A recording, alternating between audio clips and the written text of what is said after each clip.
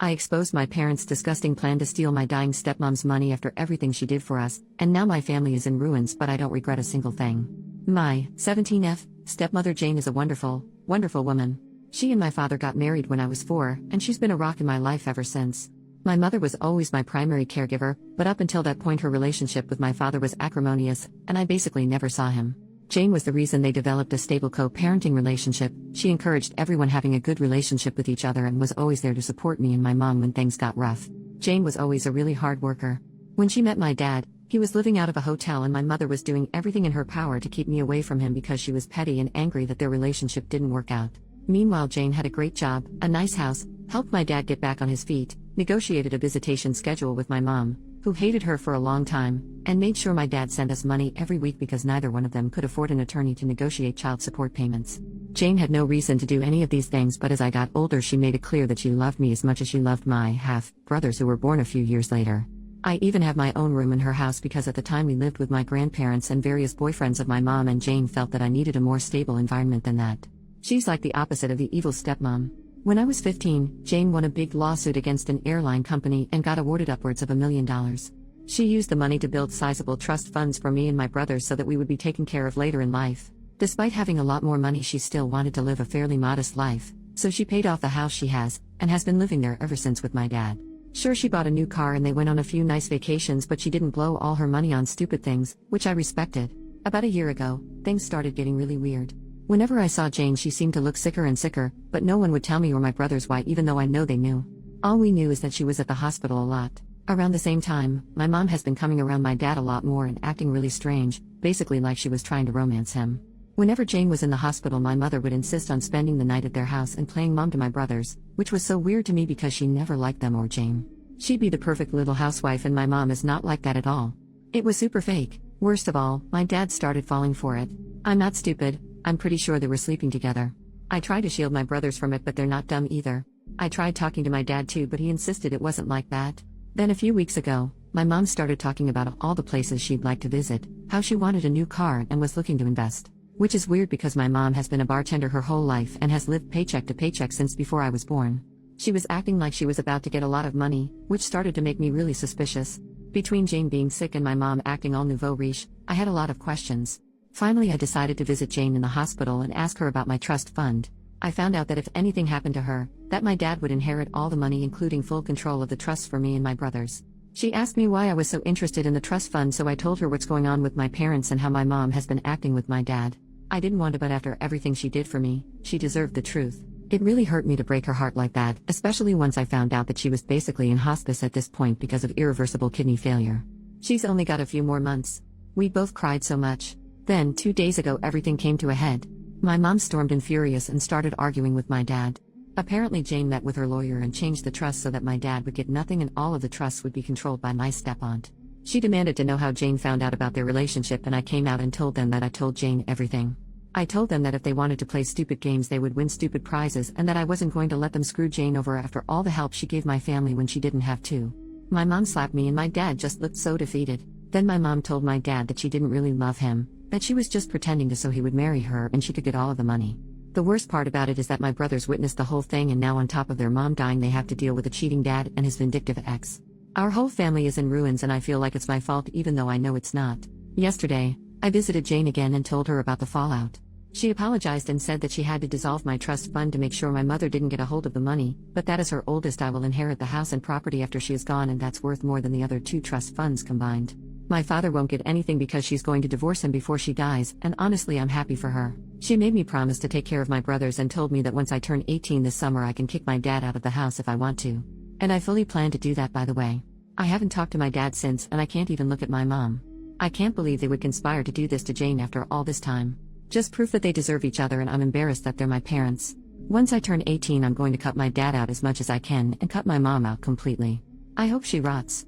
Meanwhile I'm going to try and be at the hospital as much as I can until Jane passes away. Anyways, I just needed to vent. I'm really messed up about the whole thing and I feel super betrayed, although I can't even begin to imagine how Jane feels. I'm gonna be so messed up when she dies. I can't even think about that right now.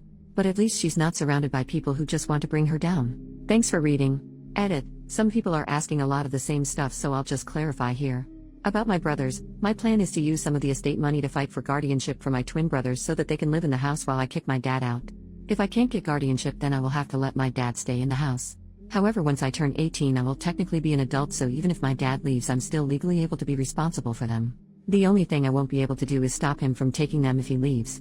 But they will be 18 in 6 years, so even if they do have to leave, they will always be able to come back whenever they want.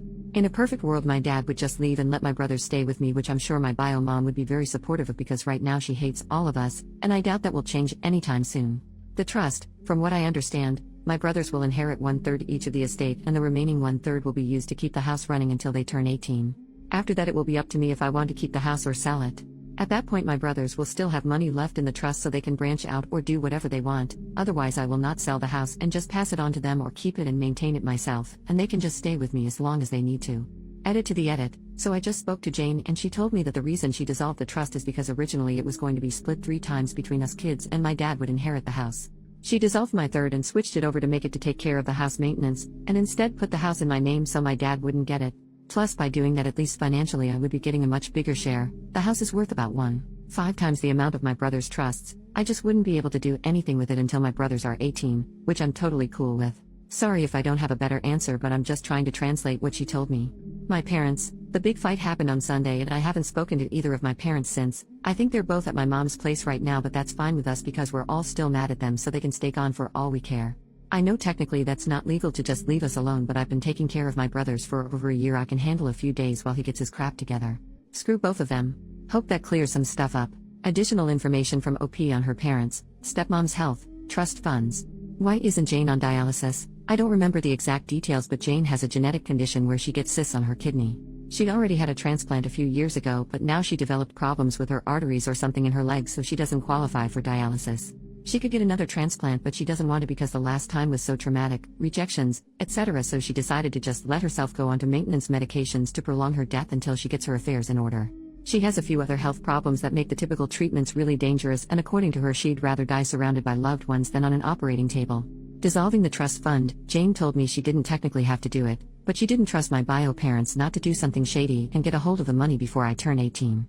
Even if my aunt controlled the fund, my dad would still be able to collect if something happened to Jane before I turn 18. Her lawyer suggested it's better safe than sorry. I agreed that it was the best option. I'm not an expert though, I don't know the details.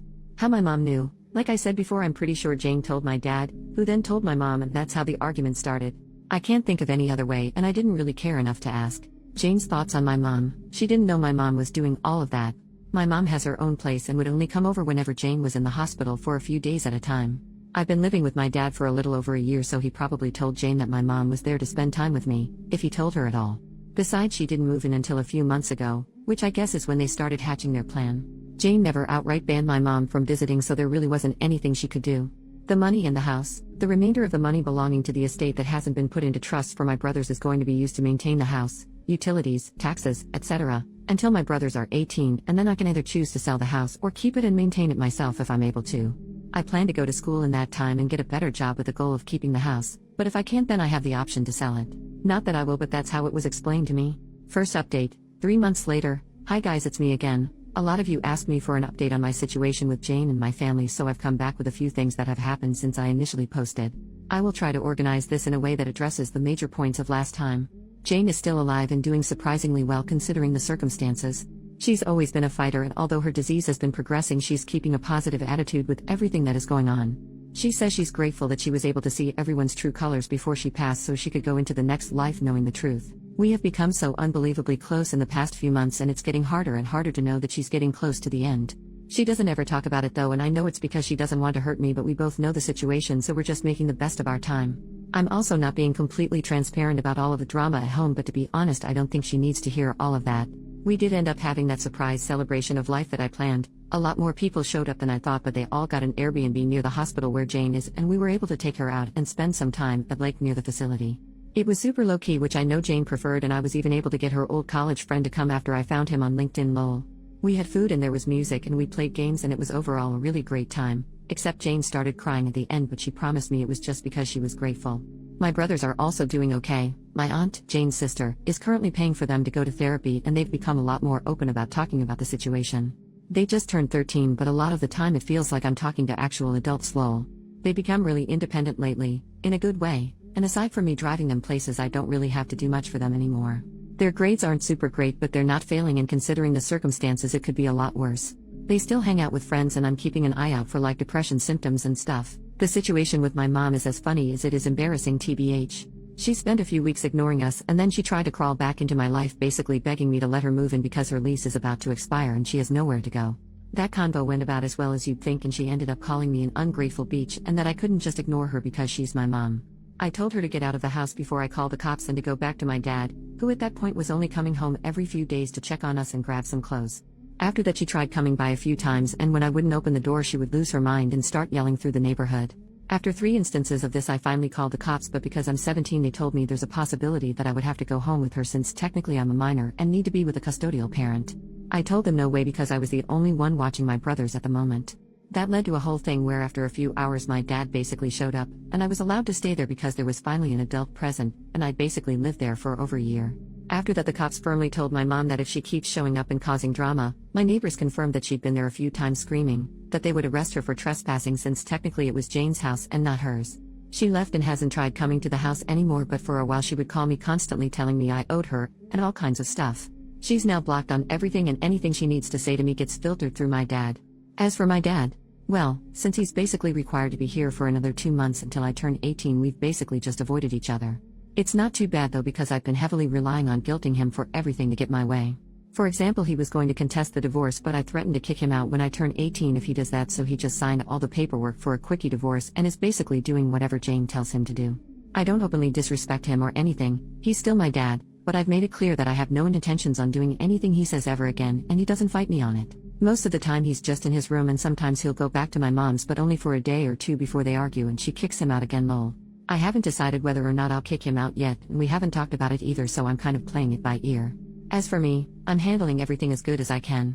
I found a new job where I make a little more money, so I've been focusing on saving as much as I can and just being there for my brothers. Between working in school and visiting Jane, I've been so busy I haven't really had time to really stop and think about everything, but I know it'll come.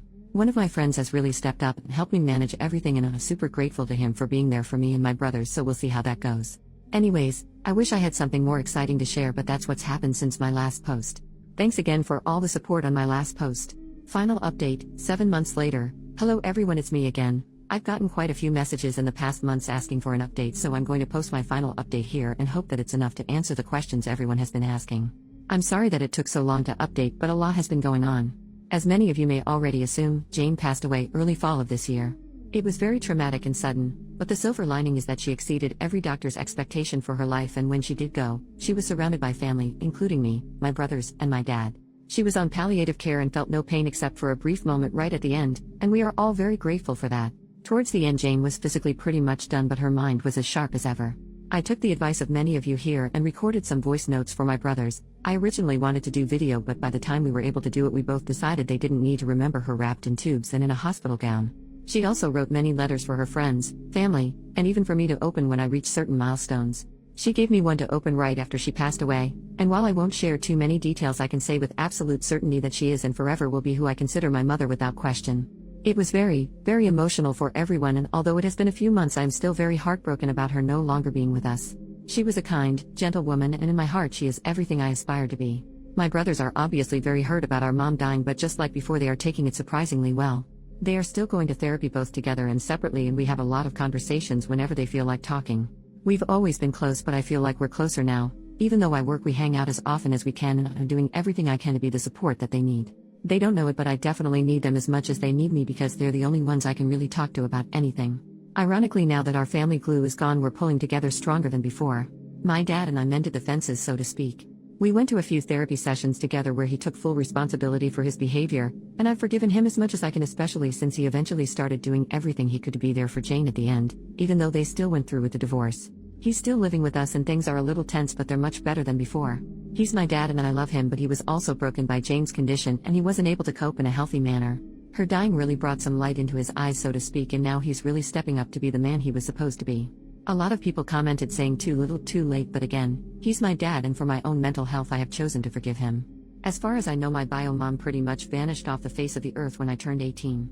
She tried a few times to convince me to let her live with us, but I wasn't having any of it. Even my dad told her he's officially done, and after we all blocked her on everything, she stopped reaching out. She doesn't have any relatives who talk to her, so I don't have to worry about that, but I did hear from people who follow her on Facebook that she has a new boyfriend that she's living with. I don't want to stalk her or anything, I really don't care. She hasn't come to me with any kind of apology, so to be honest, she can get bent. It's a little hard for me to think that she'd just walk away the second I turned legal just because she didn't get any of Jane's money, but oh well, true colors and all that. Guess 18 years was too long to pretend to care. I'm just so angry with her, I don't want anything to do with her anymore. Maybe that will change one day, but I'm not holding my breath. As for me, I'm doing pretty okay. I decided to take a year before I start college to handle all of this bull crap, and I'm still at my same job, so I'm saving up money wherever I can. My friends have all been great supporters, and I'm so grateful for everyone, especially you Reddit folks, who have been checking in on me and making sure I'm okay. I'm taking things one day at a time, and that's been working great to keep me focused. My goal is to go to college next year and study journalism, but I'm playing it by ear. I can always go back to school, but right now my family needs me, and if that takes longer than a year, then so be it. Thank you everyone, this will be my last update, and I very much appreciate all the love and support you've shown our family. Jane, I know, was very grateful for all of you too, and all I can say is hold your loved ones tight and be careful of anyone who seems too good to be true. Much love and blessings to you all.